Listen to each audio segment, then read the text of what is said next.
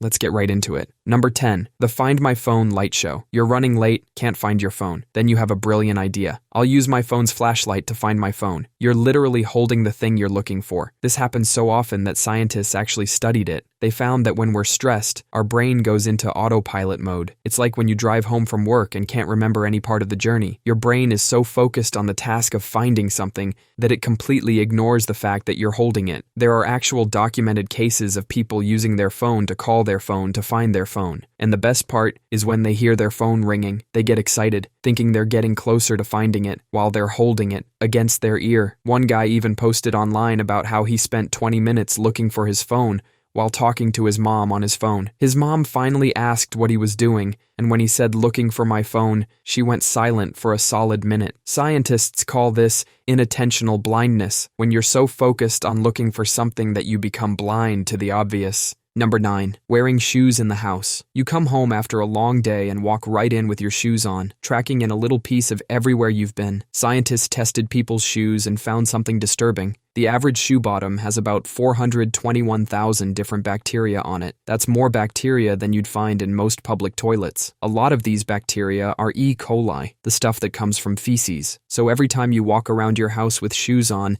you're spreading a thin layer of public bathroom all over your floors. Your shoes are also collecting herbicides, pesticides, and all sorts of industrial chemicals. Every time you walk across a parking lot or a treated lawn, your shoes pick up cancer-causing chemicals. These toxins can stay active in your carpet for years. That stuff you tracked in last summer is still there in your carpet. Even if you wipe your feet on the doormat, it doesn't help much. Studies show it takes at least 6 steps to get most of the gunk off your shoes. Your doormat is basically just giving the bacteria a high five as they walk right past. Number 8, pressing the crosswalk button. You're standing at the crosswalk, probably checking your phone, when suddenly you remember you need to press that button. So you reach over and start jabbing at it like you're trying to wake up your roommate. In most major cities, about 90% of these buttons do absolutely nothing. They're basically just there to make you feel better about waiting. In busy areas, traffic lights are on timers. They're not going to let some random person mess up the whole system just because they're late for work. Cities keep these fake buttons around because they found out something weird about human psychology. When people press these placebo buttons, they're willing to wait twice as long before getting annoyed. It's like giving a toddler a toy steering wheel in the car. They think they're driving, but really they're just being entertained. And it's not just crosswalk buttons, those close door buttons in elevators. Most of those don't work either. They were disabled in the 1990s when the Americans with Disabilities Act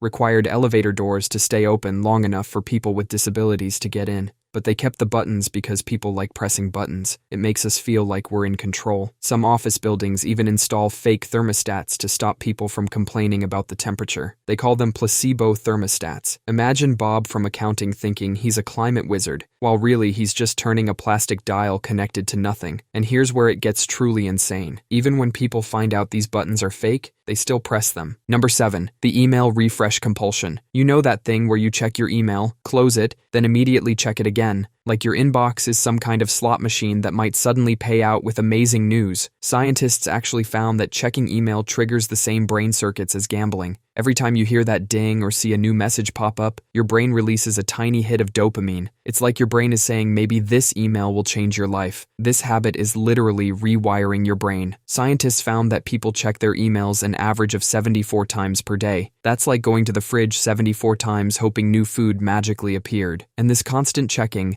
is actually making us dumber. Studies show that just having your email open in the background drops your effective IQ by 10 points. That's the same as losing a night's sleep or smoking marijuana. So congratulations. Your email addiction is basically turning you into a sleep-deprived stoner. Some people have developed what scientists call phantom vibration syndrome. That's when you think your phone buzzed with a notification, but it didn't. Your brain is literally hallucinating emails. The average office worker now spends 28% of their workday on email. That's like spending almost 3 months a year just reading and sending electronic letters. Number 6, rinsing dishes for the dishwasher. You're standing at your sink, basically giving your dishes a full shower before putting them in the dishwasher. Turns out you're actually making things worse. Modern dishwashers are like tiny detectives with trust issues. They've got sensors that measure how dirty the water is to figure out how hard they need to work. When you pre-rinse your dishes, you're basically giving your dishwasher trust issues. It's like, hey, there's nothing to clean here, guess I'll just do a light rinse. Meanwhile, that crusty mac and cheese that survived your pre-rinse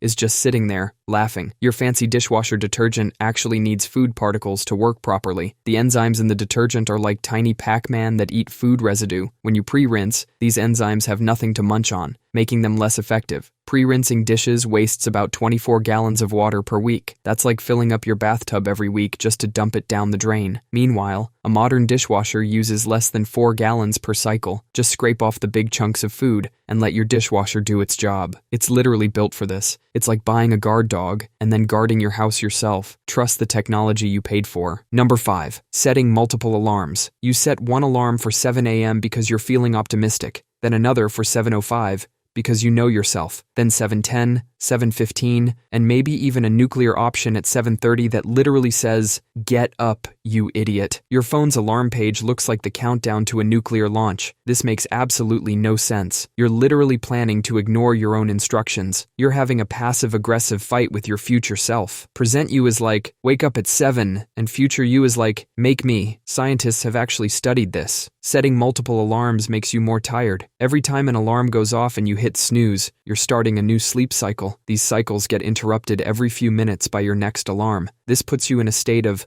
sleep inertia, that zombie-like feeling where your brain is still loading its operating system. It's like telling your brain, "Hey, go back to sleep. Just kidding, wake up. Just kidding, sleep again." You're writing a strongly worded letter to your future self, who you clearly think is about as reliable as a chocolate teapot. Number 4. Opening new tabs instead of closing old ones. Your laptop fan starts sounding like a helicopter. You've got 47 tabs open, some from last week, some from last month, one maybe from dinosaurs. Your computer is crying, but instead of closing any, you open a new one. Scientists call this digital hoarding. Every time you open a new tab, your brain releases a tiny bit of dopamine, making you feel productive. But your computer runs so hot you could fry an egg. Studies show having multiple tabs open makes you dumber. Every time you switch, your brain completely reloads, like trying to watch 47 TV shows at once. People who keep tons of tabs open score lower on cognitive tests. It's like temporary ADHD, and some people's browsers are so cluttered, they've started opening new windows. Your digital hoarding has gone into its final form. Then there's that one tab playing music somewhere, the one you can't find because they've shrunk to microscopic size. So you just sit there, listening to an ad on repeat, because finding it would mean actually dealing with your tab problem. Number 3. Clicking tongs twice. That test click you do with tongs before using them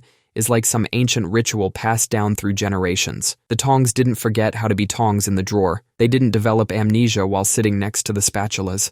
This power-up move serves absolutely no mechanical purpose, but we do it anyway, every single time. It's like we're all part of some secret tong-clicking cult. Even professional chefs do it. Gordon Ramsay himself does the double click before cooking. Psychologists say it's a preparatory ritual, like a basketball player bouncing the ball before a free throw. It's our brain's way of saying, okay, we're about to do something here. If someone hands you tongs and you don't do the test clicks, people look at you funny, like you just admitted you don't wash your hands after using the bathroom. Number 2. Pressing remote controls harder. When your remote starts dying, you press the buttons harder and harder, like you're trying to leave a permanent thumbprint on that plastic. And sometimes it actually works, but you're not actually generating more power by pressing harder. That's not how batteries work. It's like trying to squeeze more juice out of an empty juice box. Inside your remote, there are these little contact points that complete an electrical circuit when you press a button. Over time, these contacts get gunked up with this invisible layer of oxidation, basically rust's annoying cousin. So when you're Hulk smashing that volume button, you're actually just temporarily breaking through that crusty layer. You're not fixing anything, you're just bullying it into temporary submission. Modern remotes don't even have this issue anymore. They use different technology that doesn't care how hard you press. So when you're crushing that remote with the strength of Zeus, you're basically just performing a stress test on your thumb.